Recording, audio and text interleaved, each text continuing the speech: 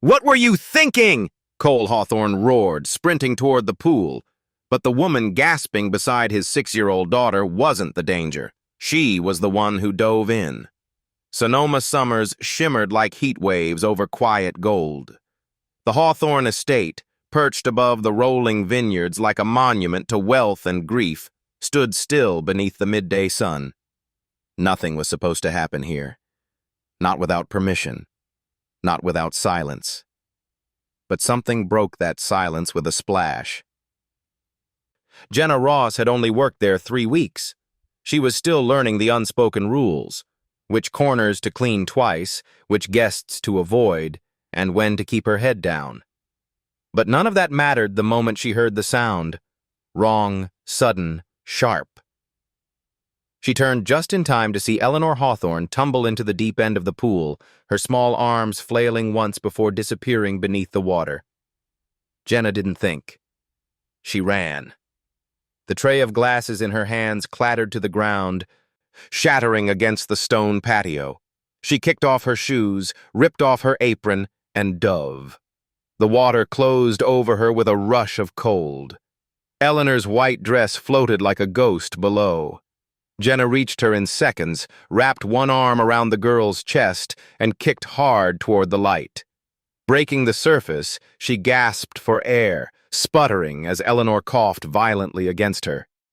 The girl was alive, shaking, crying, but breathing. Jenna swam toward the edge, muscles burning. Just as she hoisted Eleanor up onto the tiles, a voice exploded through the stillness. "What were you thinking?" Cole Hawthorne's voice was a whip crack across the pool. He ran toward them, briefcase abandoned on the ground, eyes wide. Not with relief, but with fury. Jenna was still half in the water, her arms trembling, breath short, soaked to the skin. Cole knelt beside his daughter, scooping her into his arms, wrapping her in a towel someone had fetched from inside. "Sweetheart, are you okay? Are you hurt?" "I'm okay," Eleanor whispered, clinging to him. "Miss Jenna, she jumped in. She saved me." But Cole wasn't listening. Not to her. Not to anything but the roar in his own head.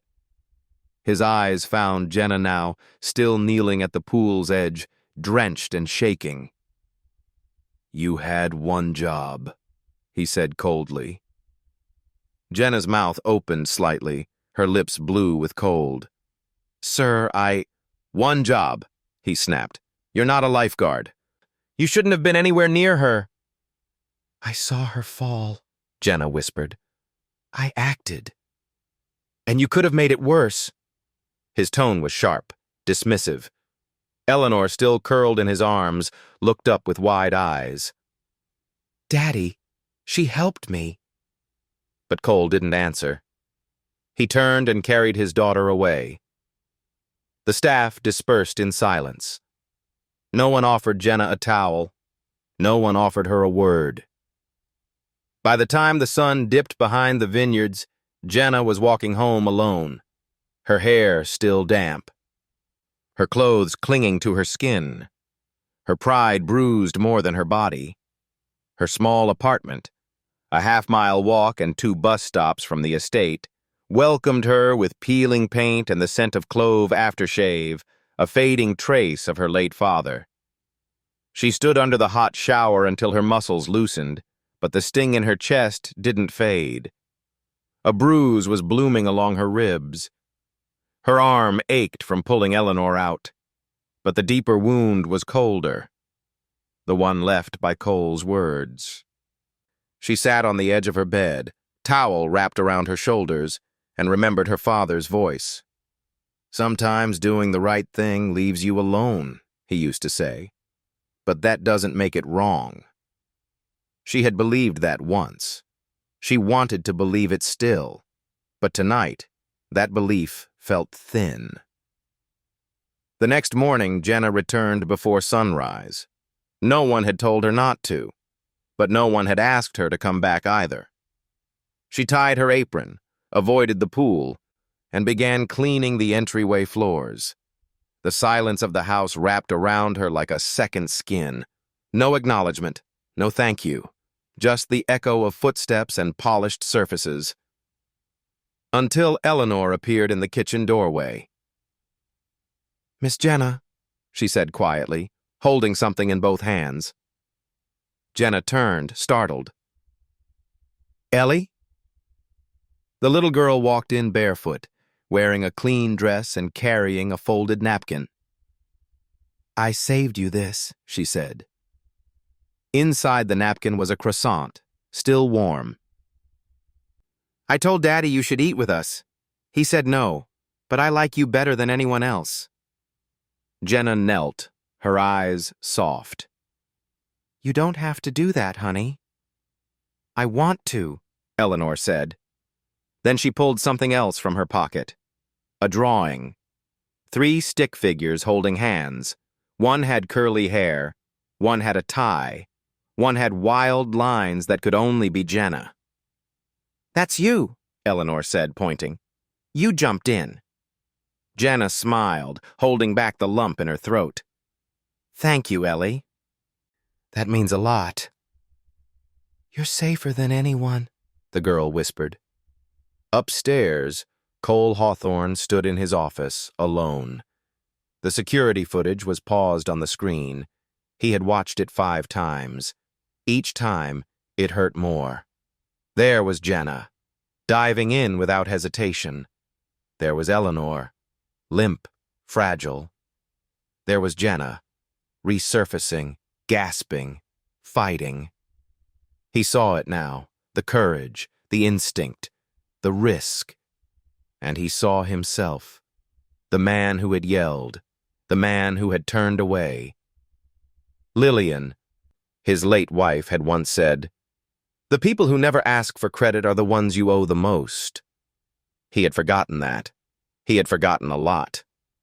The drawing Eleanor had made now sat on his desk. He stared at it for a long time. He didn't deserve her forgiveness, but maybe Jenna did. The bruises weren't the worst part. The silence was. Jenna moved through the halls like a ghost, quiet, careful, and invisible. The morning after the rescue, the Hawthorne estate was unusually still. Not hushed in grief, not panicked in chaos, but suspended, as though the whole house had taken a breath and decided not to exhale. Jenna could feel it in the way the staff glanced up and then quickly looked away, in how even the birds outside seemed to avoid the windows. It wasn't hostility. It was omission. No one had told her not to come back. But no one had told her to either. She arrived before 6, just as the sun spilled its first warmth across the vineyard hills. She parked at the side entrance, as always, and entered through the laundry corridor. She hung her faded denim jacket on the hook and tied her uniform apron, the same one she'd dropped near the pool. Its edges were still stiff with salt. In the mirror above the downstairs guest sink, her reflection stared back at her, pale, with faint purple blooms under her eyes and a new yellowing bruise above her rib cage. Her left arm was sore, her throat raw, but she said nothing. She had learned long ago that pain without sound was easier to ignore, by others and by herself. She moved on, vacuumed the parlor, polished the dining chairs, took inventory in the pantry. She made herself small in the corners of rooms, avoided crossing paths with Cole, and stayed far from the pool. But the memory kept replaying in her mind. The splash, the weight of Eleanor's limp body in her arms, the choking cold, and Cole's voice. "What were you thinking?" It wasn't a question. It had been a judgment, and it still rang in her ears. By mid-morning, she was wiping down the kitchen counters when Eleanor burst in, barefoot and glowing with morning light. Her curls were wild, her cheeks pink from sleep, and she was still in her pajamas, a purple cotton set with faded stars on the sleeves. "Miss Jenna," she chirped. Jenna looked up, startled. "Shouldn't you be with Miss Carpenter?" She talks too much, Eleanor replied matter-of-factly. I told her I needed breakfast with you. Before Jenna could say anything, Eleanor grabbed a stool and dragged it to the counter. Ellie, she said you weren't family, but you jumped in.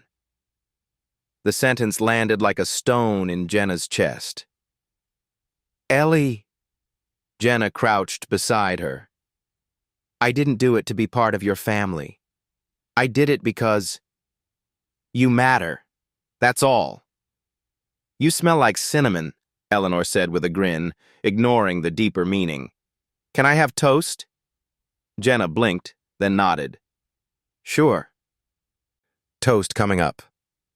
As she moved to the pantry, she noticed Chef Ellery watching from the corner. Arms crossed, expression unreadable.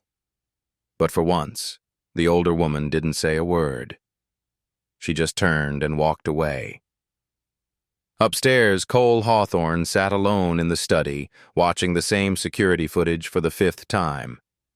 Every frame was sharp, every moment exact. He had built this house to be impenetrable, to keep what mattered safe. And yet yesterday, while he was in a car somewhere between San Jose and Sonoma, his daughter had nearly drowned. And the only person who acted wasn't family, wasn't a guest, wasn't even on the emergency contact list. It was the girl no one noticed. He paused the video at the moment Jenna resurfaced with Eleanor in her arms, her mouth open in a silent gasp, her hair a slick tangle against her face, her eyes wide with the desperate will to live and to save. He hated what he'd said. Hated how quickly the words had come, as if blame had been his only instinct. He reached for his phone, then stopped. What would he say? I'm sorry I yelled after you saved my daughter's life? It felt insufficient and too late. In the garden, Eleanor sat cross-legged on a blanket, watching ants crawl over her knee. Jenna sat beside her, reading a story in a soft voice, the kind of voice that didn't demand attention but held it gently, like a hand in the dark. Do you miss your daddy? Eleanor asked suddenly.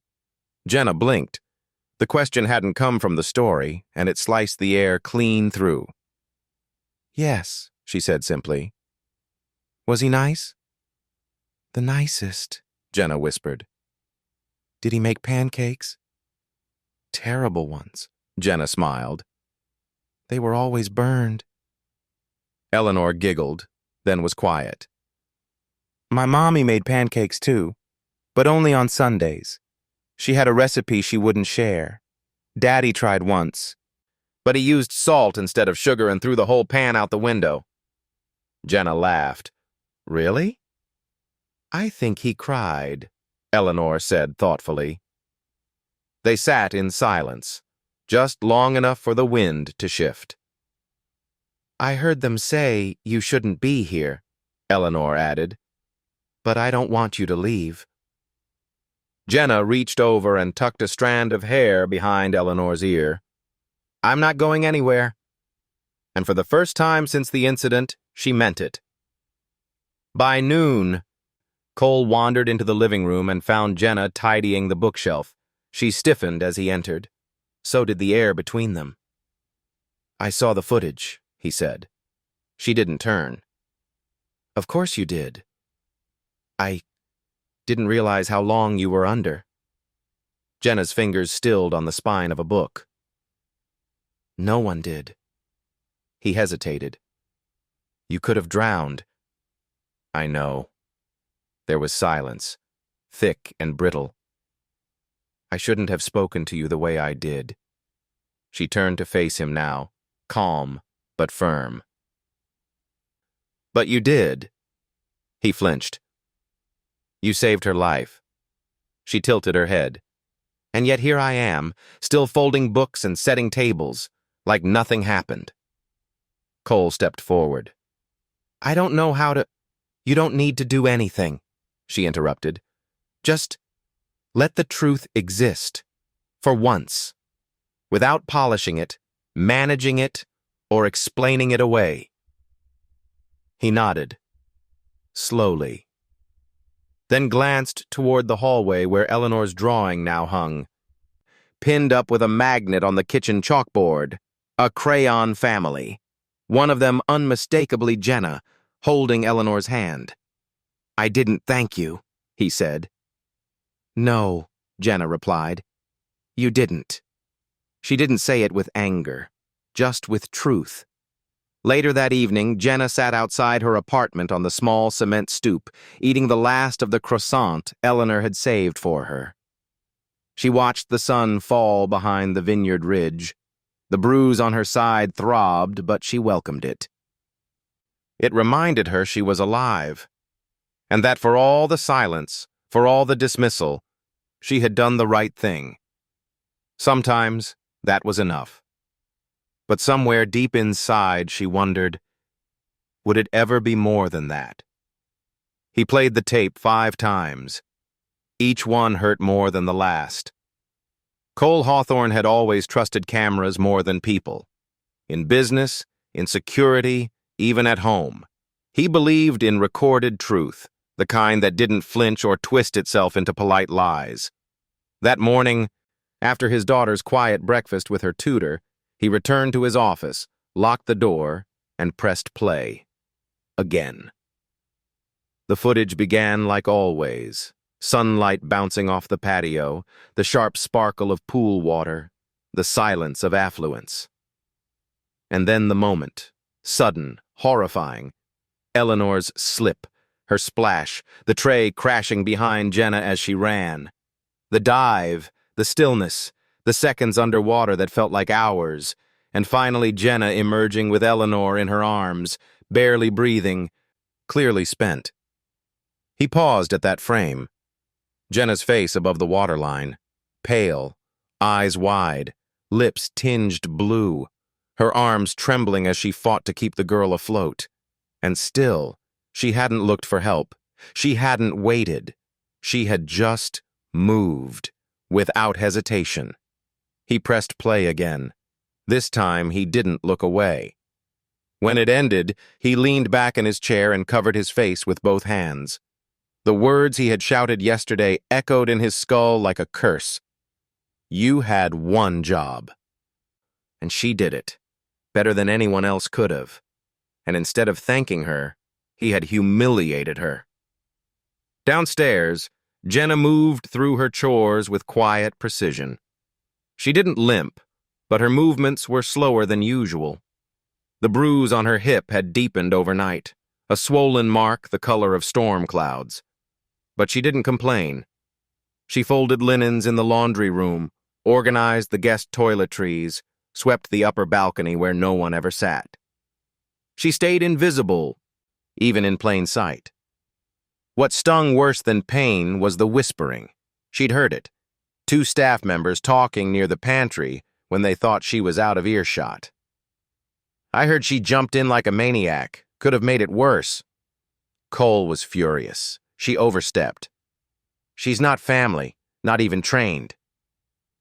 Jenna had stood in the hallway, spine straight, face blank. Then she turned and walked away. But the words followed her. Not trained. Not family. Not enough. Later that morning, she passed the drawing Eleanor had taped to the kitchen wall, the same one with the 3 stick figures. Someone had tried to take it down. The edges were wrinkled where the tape had been peeled, but Eleanor had refastened it with fresh tape and drawn a red heart above the figure that was clearly meant to be Jenna. It was the only place in the house her name still existed. Upstairs, Cole stared at his reflection in the window. His phone buzzed. A call from PR. He let it ring. They had already drafted the press statement. We're grateful that no one was hurt. Miss Eleanor is safe and resting. All precautions are being reviewed. Nowhere in the statement was Jenna mentioned. Not once.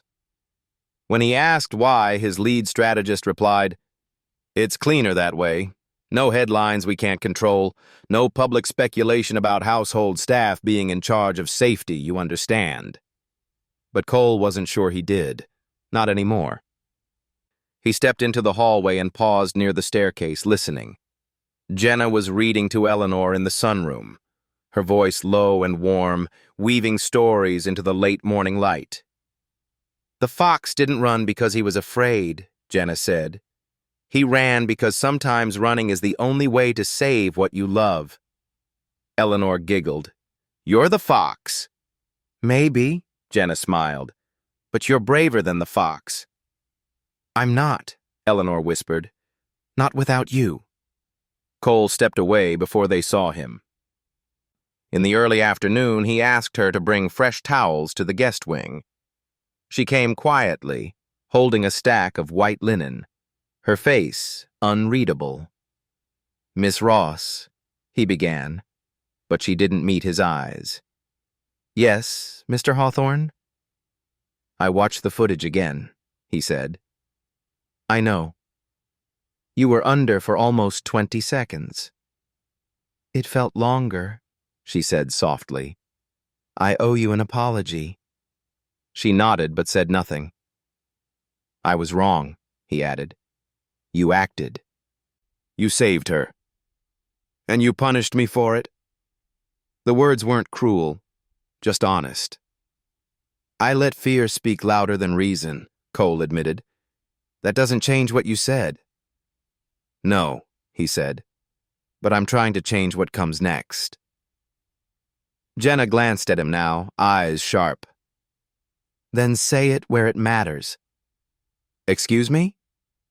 "To your staff, to your daughter, to the people whispering that I don't belong. Don't whisper your regret in private and call that justice." He didn't answer.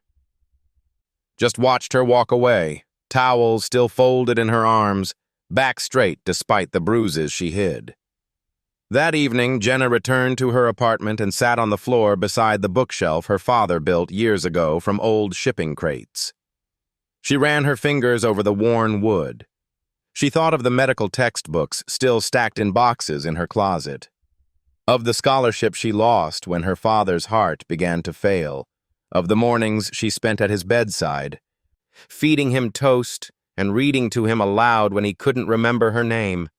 He had always told her, "Kindness is its own credential." But in the world of estates and gate codes and glass-walled boardrooms, kindness had no title, no weight, no name. Until now. She picked up a small notebook from the shelf and opened to the first page. A single quote written in her own handwriting. "The scar may not speak, but it remembers." She didn't know yet what this scar would mean. But she knew it was hers, and she had earned it. Not from falling, but from choosing to dive. The press didn't name her. That was the point. The headline hit the internet before noon. "Billionaire's daughter rescued in pool incident at Sonoma Estate." The story spread fast. Local outlets first, then national ones. A grainy drone photo of the estate. A blurred image of Eleanor being carried inside wrapped in a towel. Dozens of reposts, thousands of comments. But one thing was missing. Jenna's name. She scrolled the article again from her phone during her short lunch break in the laundry room. She wasn't looking for attention. But the omission was louder than any spotlight. There were 3 paragraphs about Cole, 2 about Eleanor, and then a single vague sentence. A member of household staff responded immediately. No name, no face, no identity. Jenna put the phone down, swallowed the lump rising in her throat, and returned to folding linens. By late afternoon, she overheard staff talking again, this time about the press. "They handled it well," someone said. "Very clean, no mess, no lawsuits, no liability. Smart move, leaving the maid out of it." Jenna felt her hands clench inside her apron pockets. She wasn't looking for praise, but being erased, that was something else. That was deliberate. She waited until dinner service ended. The household had gone quiet again. Cole was in his study, the door half open, the light warm against the dark wood of the room. She knocked once. He looked up, surprised, then nodded for her to enter. "Mr. Hawthorne," she said evenly, "your PR team left me out of the statement." He paused, eyes unreadable. "Yes." "They didn't ask me. They didn't tell me. They just erased me." He closed his laptop. "It was for your protection." "No," she replied. "It was for yours." He stood. "Jenna, people talk. The internet is cruel. Your name would be everywhere. They'd find your address, your school records, your father's obituary. They'd turn your life into a headline and sell it." "They already did," she said. "Only now I'm not even part of my own story." He exhaled, slow. "You're right." "Then say it." "I used you," he admitted, "to protect our image, our control. I didn't stop them when they erased you, because it was easier to let them." Her voice shook now, but not with fear. "It's not about being thanked, Mr. Hawthorne. It's about being seen." Before he could reply, a small voice interrupted from the doorway. "Is she not family enough to be safe?" Eleanor stood there, barefoot again, her favorite stuffed bear tucked under her arm. Her eyes, big and tired, looked directly at her father. "You always say family gets protected. Is she not?" Cole swallowed. "Of course she is. Then why is her name missing?" No one spoke. Jenna slowly walked over to Eleanor and crouched beside her. "It's okay." "Sweetheart," she whispered, "I don't need them to know my name." "But I do," Eleanor said. "You saved me, and I don't want you to disappear."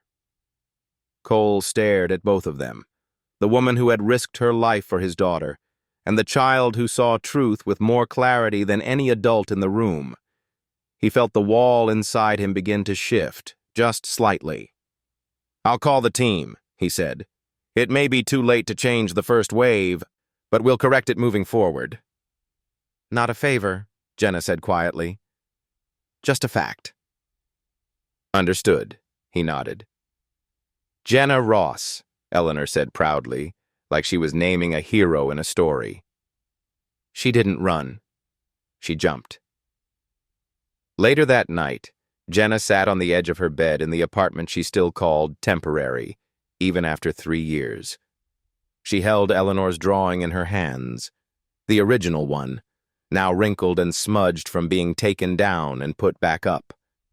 She smoothed it flat against her blanket. In the center was that red heart. Not for a maid, not for a ghost, but for someone who had dared to matter. She remembered something her father once told her on one of his last lucid days. "People will forget the details, but they will remember how you made them feel. So make them feel safe. Make them feel seen." She hadn't expected gratitude, but she would no longer accept erasure.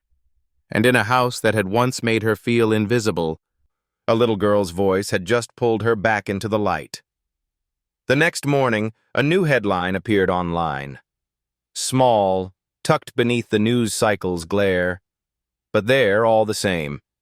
Estate housekeeper identified as hero in rescue. Cole Hawthorne issues personal statement. Her name was spelled right. Her title was wrong. It didn't matter. She existed now, in print, in truth, in the place where silence had once lived. She wasn't snooping. She was searching for herself. It was the scent that led her. Not perfume, not flowers. Paper. Aged, brittle, warm with dust. The kind of scent that belonged to stories left unfinished.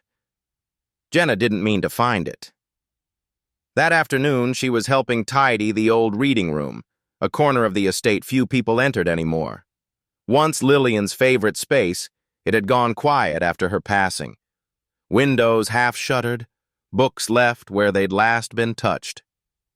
Eleanor had fallen asleep on the garden blanket, and the other staff had vanished into afternoon prep. Jenna found herself alone in the room with sunlight striping the hardwood floors like memories. She moved carefully, dusting the shelves, her fingers grazing titles she used to know by heart in her other life. The one before her father got sick, before she dropped out of medical school, before she was reduced to uniforms and locked doors. Then she saw it. A leather-bound copy of Wuthering Heights on a side table near the rosewood desk. A faded ribbon stuck out from its center. She reached for it, not intending to linger, only to remember. But when she opened it, something slipped from between the pages. A sealed envelope. Her name wasn't on it. No label, no stamp. Just old cream stationery, folded with care and time. She hesitated, then turned it over. On the flap, in delicate handwriting, were the words, "To be read when the house begins to feel like a stranger." She didn't breathe. The handwriting was familiar. Too familiar. It was Lillian Hawthorne's. Jenna froze, heart thudding. She hadn't touched anything personal before. Hadn't dared. But this felt like something meant to be found. Slowly, carefully, she opened it. Inside was a single-page letter, written in Lillian's unmistakable ink. "If you're reading this, it means I was right to worry. There is someone in this house who does not belong. Someone hiding behind a mask of loyalty. I fear I won't be believed, but I've taken precautions. If anything happens to me, tell Cole to look again, especially at Marcus Layton. He's clever, he's careful, but he's not honest, and Eleanor deserves better." Jenna read it twice, then again. Her stomach twisted. She had heard the name before. Marcus. A former advisor. Dismissed quietly, before her time. Whispers about accounting discrepancies, something buried in the foundation's finances, but nothing ever confirmed. Still, the implication was chilling. Someone Lillian had feared. Someone still close enough to be a threat. But the part that unsettled Jenna most wasn't the name. It was the certainty. Someone does not belong. And for one fragile, terrifying second, Jenna wondered if the letter could have meant her. She folded it back with trembling fingers, returned the book to the table, and left the room. Her footsteps echoed down the hallway, the sound too loud, too alone. That evening she brought the letter to Cole. He was sitting by the fireplace, a rare, quiet moment with his laptop closed. When he saw her holding the envelope, his brow furrowed. She didn't speak right away, just handed it to him. He read it once, then again. The color drained from his face. "Where did you find this?" he asked. "In her reading room, inside a book." He looked at her sharply. "You were going through her things." "No," she said, steady. "I was putting away dust and looking for myself." That made him pause. "And you think this is about you?" She hesitated. "Part of me did. For a moment." "It's not." His voice was quiet now. "It's not you." He stood and walked to the window. The vineyard outside was cast in shadow, the late light turning the roses a deep rust red. "Marcus was here too long," Cole said. "He got too close to things he didn't belong near. My wife tried to warn me, but I was stubborn. We fought about it. I thought she was being paranoid." "Was she?" Jenna asked. He didn't answer, just held the letter like it burned. Later that night, Jenna returned to the garden alone. She walked the stone path past the ivy wall and down to the oldest part, where the heirloom roses grew thick and wild. The scent there was different, rich, untamed. She stood beneath the white trellis and looked toward the bench where Lillian used to sit with Eleanor, humming old songs. Jenna didn't cry, but her hands trembled slightly as she reached into her pocket and reread the letter once more, letting the words imprint themselves into her. This house has secrets. This family has blind spots. And she, a maid, a nobody, had just stepped into something much larger than herself. But even so, she didn't run. She folded the letter again, slid it back into the envelope, and tucked it gently into her apron. Not to keep it hidden, but to keep it safe. The photos arrived in a plain envelope. Eleanor at the playground, Jenna at the market, none of them taken from inside the estate. The envelope was small, cream-colored, unmarked. It was delivered with the morning mail, sandwiched between catalogs and security invoices. Jenna didn't notice it at first, until she saw Cole freeze while flipping through the stack. His fingers paused, then pulled it free with a sharp breath. He opened it slowly. Inside were 5 photographs. Glossy, fresh, too fresh. The first, Eleanor, at the playground 2 days ago. The second, Jenna, alone, pushing a cart at the local market. The third, the 2 of them walking to the car. Then 2 more, one of Jenna unlocking her apartment door at night, and another of Eleanor through the fence, playing with chalk in the courtyard. None of the photos were taken from estate cameras. These were from the outside, which meant someone was watching them.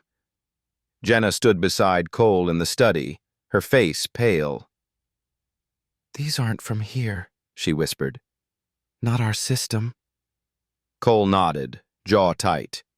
No angle matches, no timestamps either. Whoever took them didn't want to be seen. "So this isn't a warning," she said. "It's a message." "A threat," Cole corrected. He slid the photos back into the envelope and locked it in his desk drawer. "I'll call the security firm, double our perimeter, check every vehicle that comes and goes. Nobody gets in or out without clearance." Jenna folded her arms tightly. "And what do I do? Keep pretending I'm just the help?" "You protect her," he said, "like you always have." That night, Jenna barely slept. She kept checking the windows, the locks, her phone battery. She sat by Eleanor's bedroom door long after the child had drifted off, listening to every creak of the house. At some point, Cole came and sat beside her on the floor, leaning against the wall. For once, they didn't argue, didn't speak, just sat in the silence between worry and memory. After a while, he said, "When Lillian was still alive, she kept saying something was wrong, that someone close to us had ulterior motives. I didn't believe her. I thought she was overreacting.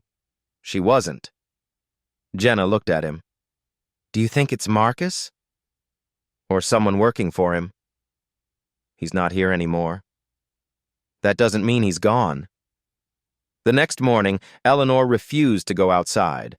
She clung to Jenna's leg and whispered, "He's watching again." Jenna crouched down, eye level. "What do you mean, honey?"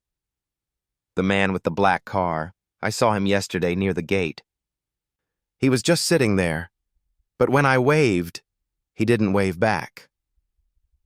Jenna's skin went cold. She stood and walked directly to Cole's office. She saw him, a black car near the gate yesterday. Cole picked up the phone and called security. "Run the logs, every license plate from the last 72 hours. I want faces, names, patterns." Then he turned to Jenna. "Stay with her at all times. If anything feels off, you call me. No hesitation." That afternoon, Jenna took Eleanor into the garden. The sun was warm. The roses were in bloom.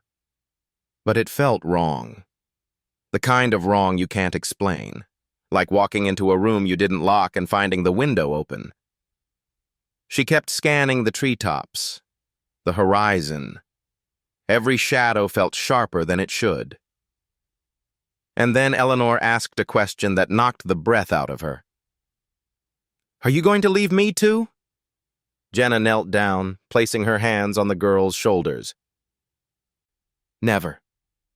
Even if the bad people come back? Even then. Even if Daddy says you have to?" Jenna hesitated, just for a moment, then said, "If your daddy ever says I have to go, I'll ask him one thing first." "What?" Eleanor asked. Jenna smiled. "If he's sure he can protect you without me." Inside the house, Cole watched them from the upstairs window. He saw the way Eleanor clung to Jenna's arm, the way Jenna positioned herself slightly in front, instinctive, like a shield. He had trusted the wrong people before, but he was starting to understand who had truly earned his trust. Not the advisors, not the PR team, not the ones who polished his image, but the woman who dove without thinking, stayed without asking, and now stood between danger and the only person who mattered. That evening, another envelope arrived. This one smaller. No photos, just a single torn scrap of paper. 4 words written in thick ink. "You were warned once." Cole stared at it for a long time. Then he called Detective Naomi Fields, an old friend of Lillian's, now with the local police. "Naomi," he said, "I need you to come to the estate. Something's happening. And I think it started long before my wife died." On the other side of the line, Naomi was quiet for a long moment. Then she said, "I've been waiting for this call." That night, the estate didn't sleep, and neither did the danger. It wasn't the files that scared her. It was how easily she found them. Jenna didn't mean to find the drawer. She was only looking for a flashlight. The power had flickered during the early evening storm, and Eleanor, frightened by the thunder, clung to her side while Jenna searched Lillian's old study for backup candles or a torch. The room hadn't changed since the day Lillian passed. Dusty books, neatly folded letters, the faint scent of roses and old wood, and then, behind the desk, she noticed it, a small brass panel beneath the main drawer. Not locked, not hidden, just waiting. She tugged once. It slid open with a soft click. Inside was a folder labeled in Lillian's handwriting, "Emergency Provisions, Guardianship." Jenna froze. She reached in slowly, her heart tightening with each breath. There were financial ledgers, thick, tabbed, coded, a USB drive, and beneath it all, a legal amendment drafted but never signed. Her name was typed clearly on the second page. "In the event of incapacitation or death, temporary guardianship of Eleanor Claire Hawthorne shall fall to Ms. Jenna Rose Ross, subject to confirmation by the family's legal counsel." The room spun for a moment. She sat down hard on the leather chair. Lightning lit the garden windows behind her. Rain fell in heavy waves, but inside all she heard was silence. Lillian had trusted her, not just with Eleanor's safety, but her future. Jenna didn't know when the document had been written, didn't know why it was never finalized, but the intent was clear. Cole hadn't mentioned any of this. No one had. It was like the amendment had been tucked away, forgotten, or worse, hidden. She took the USB and the letter, slid them into her pocket, then carefully replaced everything else. When she left the room, she didn't go straight to Cole. She went to the kitchen first, made Eleanor warm tea with honey, tucked her into bed, and stayed until the little girl fell asleep. Then she knocked on Cole's study door. He looked up, weary. The storm had made the house feel like a ship lost at sea. "You found something," he said. Not a question. Jenna stepped inside and laid the documents on his desk. In Lillian's safe drawer. It wasn't locked. Cole stared at the papers for a long time before touching them. I didn't know this existed. She named me, Jenna said, voice low. Not out of formality. Out of trust. It was never signed. But it was written. That matters. Do you want this? He asked. Power? Custody? No, she said. I want truth. Truth is messy, he replied. So is trust. He stood and paced the room. You think I'm hiding things? I think you're afraid to see what's in front of you. You always have been. You didn't see your wife's warning. You didn't see Marcus. You didn't see me. Cole's face hardened. That's not fair. Isn't it? She asked. If Eleanor had drowned that day, where would you be right now? He didn't answer. The rain hammered the windows like a drumbeat. I don't want your house, she said. I don't want your money. I don't want your title. I just want you to protect her the way Lillian asked you to. The way I've been doing while you hid behind press releases and property lines. He turned toward the window. His reflection blurred in the glass. You're right, he said finally. I've been protecting the wrong things. Then he looked at her. And you've been carrying more than I ever realized. Not just me, she whispered. Someone else is still watching, and they know about this drawer. You're sure? Because it was too easy to find. That night, Jenna didn't sleep at her apartment. She stayed in the guest room next to Eleanor's. Cole insisted. So did Naomi, who now visited daily with files and names and timelines. There was a slow assembling of something bigger, like puzzle pieces from different boxes being forced into one brutal picture. And in the middle of it all was a little girl with chalk drawings and wide eyes who asked simple questions no adult dared to answer. The next morning, Eleanor found Jenna in the kitchen, staring at a cup of untouched coffee. Did you stay the night? I did, Jenna said. Good, Eleanor replied, because I dreamed you were gone, and I didn't like that dream. Jenna smiled faintly. I'm not going anywhere. Promise? Promise. Later that afternoon, Naomi returned with new files, some obtained from the estate's lawyer, others from public records. She laid them out across the dining table. You're not going to like this, she told Cole. But your wife suspected this guardianship issue would come under fire. She wrote 3 letters about it. One's missing, one's in the drawer Jenna found. And the third? She pulled a copy from her folder. Was mailed to her personal attorney 2 days before her death. Cole's face paled. Do you think... Naomi nodded slowly. I think her death needs to be reviewed. That night, Jenna stood in the rose garden again. The same place she'd found the letter. The same place she promised Eleanor she'd never leave. But this time she wasn't searching for safety. She was preparing for war. She replaced me. The voice came from the shadows. It wasn't Cole's. The fundraiser was supposed to be a safe event, a tightly controlled gathering to raise support for the Hawthorne Foundation's next education initiative.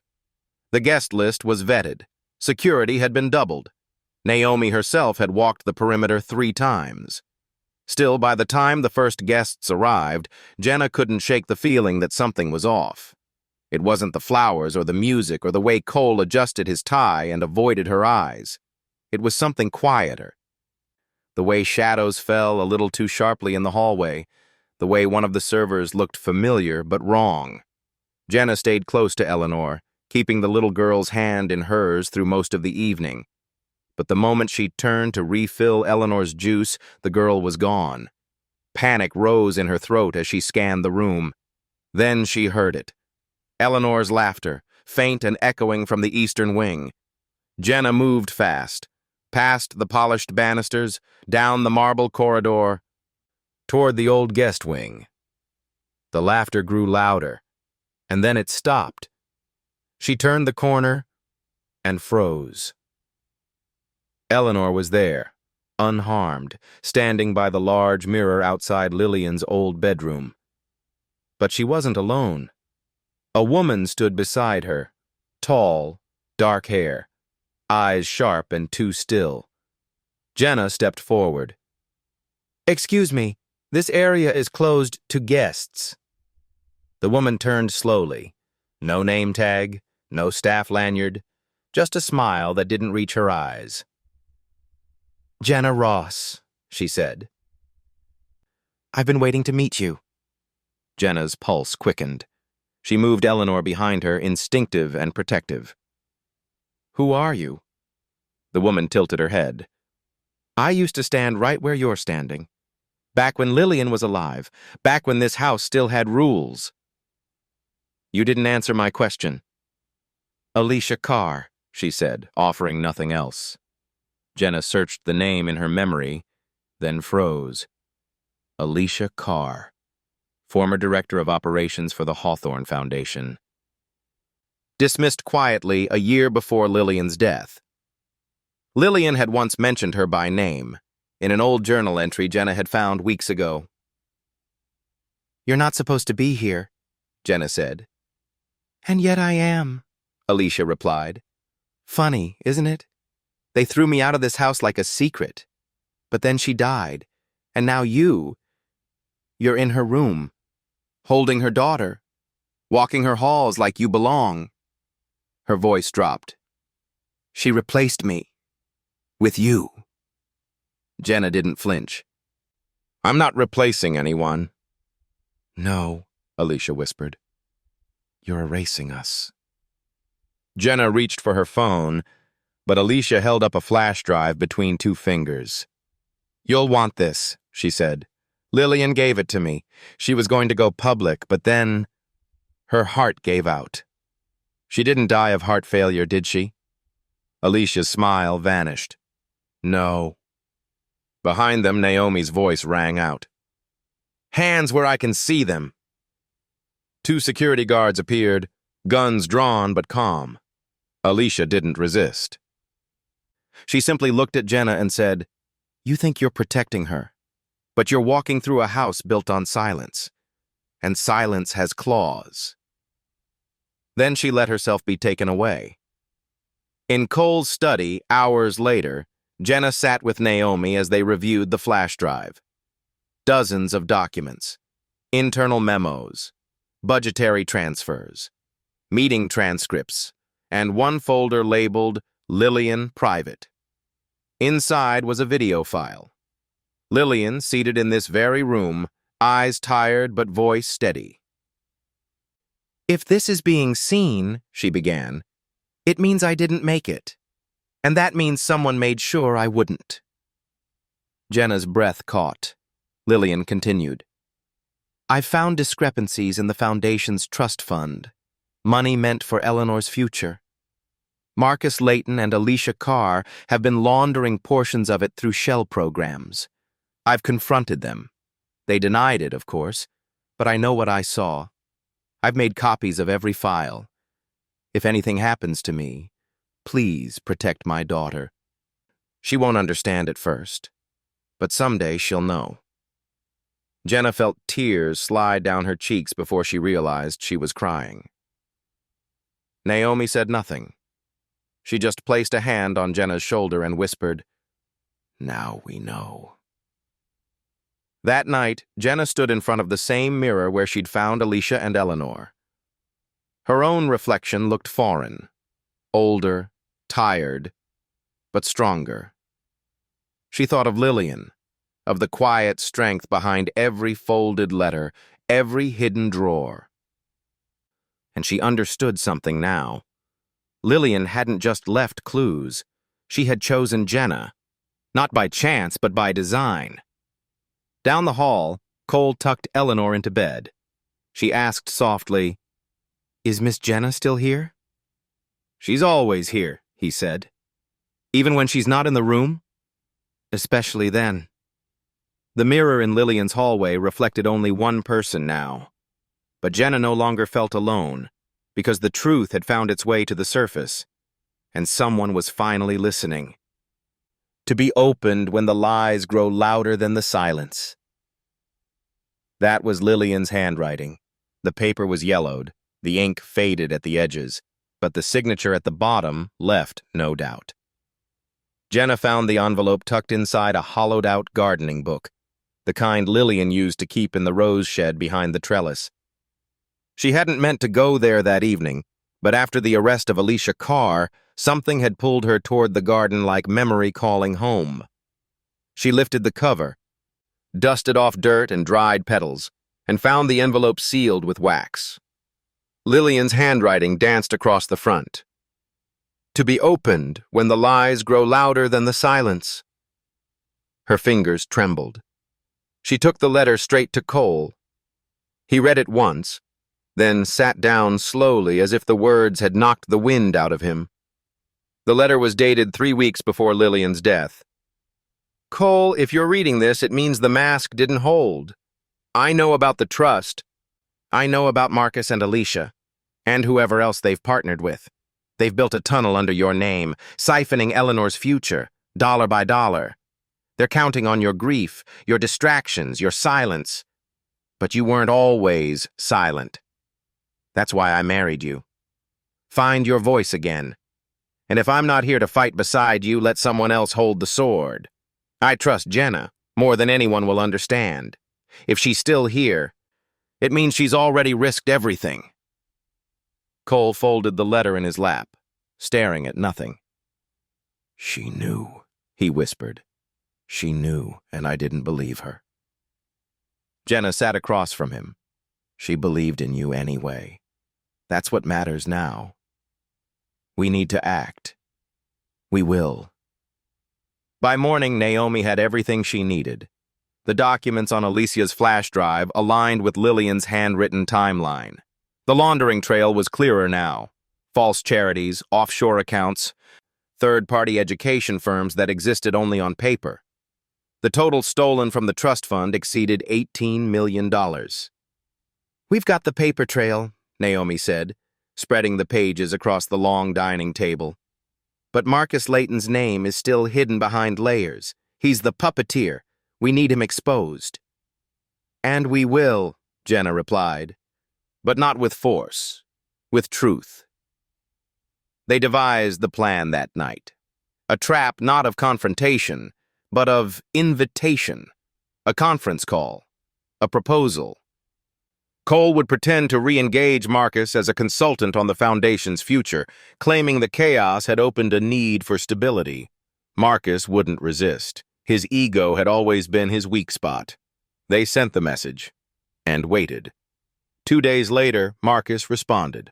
Polite, professional. Honored to be considered. He suggested a virtual meeting. Naomi set the date. Jenna prepared the bait. A presentation deck showing new investments, projected growth charts, and a single slide with falsified figures only Marcus would recognize from his laundering scheme. They let him speak first. He took the bait immediately. We can restore the optics by folding the old shell into a new platform, streamline the educational arm under a joint venture, just like we did with Emerge One and Kelvin Trust. Naomi hit record. Cole leaned forward, eyes steady. You just confirmed knowledge of accounts my wife flagged as fraudulent. Marcus froze. Excuse me? You said just like we did.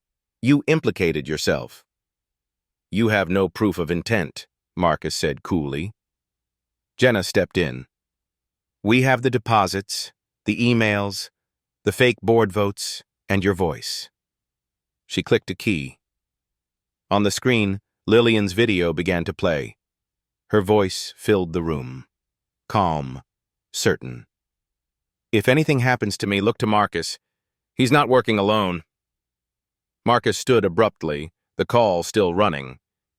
You're making a mistake. No, Cole said. I'm correcting one. By the end of the day, federal agents had a warrant. By nightfall, Marcus Layton was in custody. Jenna stood in the garden as the news broke. Eleanor ran out to her with bare feet and messy hair, holding a tiny paper crown. "You're queen of the garden now," she declared. Jenna laughed. "I don't need a crown, sweet girl." "But you saved us." "No," Jenna said, crouching down. "Your mom did. She just needed someone to carry her words." "You carried them real far," Eleanor whispered. Then she wrapped her arms around Jenna's neck. Later that night, Cole stepped outside, his hands in his pockets. He looked exhausted, but lighter. "There's going to be press, headlines, noise." "Let it come," Jenna said. "We don't need silence anymore." "They'll ask who you are." Jenna smiled softly. "Tell them the truth." "Which truth?" he asked. "That you're Eleanor's protector? My wife's final witness? The woman who kept this family from falling apart?" Jenna shrugged. "Maybe just say I work in the garden." Cole looked at her, then said quietly, "You do more than that. You bring things back to life." Behind them, the rose bushes swayed in the breeze, petals unfurling as if to say we were listening the whole time. She buried the evidence in the soil where Lillian's roses bloomed. Not to hide it, but to remember. The headlines came fast. "Foundation scandal exposed, $18 million recovered." "Cole Hawthorne breaks silence on wife's death, names key collaborators." But for all the noise outside, the estate itself had never felt quieter. Peace doesn't come with applause. It comes in the quiet, in the morning light falling through clean windows, in a child's steady breath as she sleeps, in the way the world finally stops holding its breath. Jenna stood in the rose garden with a small wooden box in her hands. Inside were fragments, copies of the documents Alicia had stolen, the fake signatures Marcus had forged, the unsent letters Lillian had written to herself. Naomi had scanned and filed everything with the federal case team, but Jenna had kept these for something else. Not proof, not justice, memory. She dug a shallow patch in the soil beneath the white roses, the same place where Lillian once used to kneel, whispering names of each bloom like a prayer. Then, Jenna placed the box inside, covered it gently, and patted the earth smooth with her palms. She didn't do it to bury the past. She did it to root it, so something could grow in its place. That afternoon, Cole hosted a small dinner. No reporters, no donors, just people who mattered. Naomi, Chef Ellery, two longtime staff members who had stayed through everything, and of course, Eleanor, dressed in her favorite yellow dress with chalk still on her hands and dirt on her elbows. Jenna sat at the far end of the long wooden table, not quite sure if she belonged, until Eleanor dragged her chair closer without asking and placed her plate beside hers. Midway through the meal, Cole stood and lifted a glass. He cleared his throat. "I've given a lot of speeches in my life, most of them about technology, about vision, about building the future, but none of those things prepared me to talk about what really builds a family, and what saves it." He looked toward Jenna. "There's someone at this table who never asked for anything, no title, no recognition, just the chance to do what was right, even when no one saw her. But we see her now." He turned toward Eleanor. "Sweetheart, do you want to say it?" Eleanor grinned and stood up on her chair. "We made something new. We call it the Eleanor Foundation." Jenna blinked. "What?" Cole continued. "We're redirecting every recovered cent from the trust toward a program Jenna created. Her idea, her design. For girls who fall between systems, who grow up invisible. It'll be based here, on this land, in Lillian's name, but guided by Jenna's hands. Everyone clapped, but Jenna just sat still, tears rising too fast to stop. "I don't deserve this," she whispered. "Yes," Cole said. "You do. Because it's never been about what you asked for. It's about what you gave." Then he reached behind his chair and handed her something wrapped in deep blue silk. She unfolded it slowly. Lillian's shawl. The same one she used to wear in the garden, threads soft with memory. Jenna pressed it to her heart. Later that evening, after the guests had gone and the dishes were cleared, Jenna stepped outside. The air was cool, the stars steady. She stood beneath the trellis where everything began, where she had once stood dripping wet, being accused instead of thanked. She thought of her father's words, spoken years ago in a hospital bed. "Sometimes doing the right thing leaves you alone. But that doesn't make it wrong." And now, here, she was no longer alone. Eleanor ran out with one last drawing. "This one's for the wall in the new building," she said proudly. Jenna smiled. 3 figures again. But this time, not just holding hands. They stood in front of a big garden with a swing, a library, and a chalkboard. Jenna looked closer. "What's that on the board?" "It says, 'You are safe. You are seen. You are enough.'" "Did you write that?" "You did," Eleanor replied. "I just remembered it." Cole joined them, holding 2 mugs of tea. He handed one to Jenna. "It's funny," he said. "I used to think the only legacy Lillian left was this house, but maybe her real legacy was giving me the eyes to see what I almost missed." Jenna looked up. "You didn't miss it. You just needed time." "And someone stubborn enough to stay," he added with a smile. They stood in silence, watching Eleanor run barefoot between the roses. The house was no longer cold. The garden no longer still. Lillian's presence lingered, not in shadows, but in soil and light and second chances. Jenna looked at her hands, not empty, not shaking, steady, ready.